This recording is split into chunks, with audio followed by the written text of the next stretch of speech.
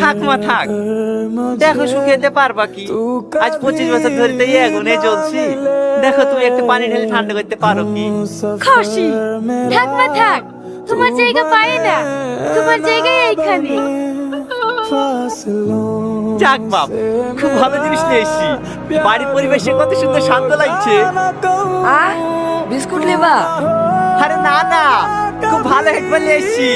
বাইরের কোনো আওয়াজ শোনা যাচ্ছে না তাই বলছি। ওরে হারি মুখি, দেখেছ আমাদের ওই কাজ যদি নেই খেলেছি। ওরে বাবা রে। সব জলি পুরি ছাই গেল রে। আমি আগে বুঝিনি তোর এই কাল থেকে তুমি এসে আমার শুনে শেষে ধ্বংস করতে রে। আর ঘুম থেকে উঠতে তো দেরি হলে চল যাবে তোর বেঁচে থেকে তোলে। তোর কাছে না মনে হয়ে গেলে বাপ মা তোলে গালাগালি করে। না তুই রাজার পিঠে না, ঘুম থেকে 9টার সময় উঠবে আর তুমি ধূপ দেবে।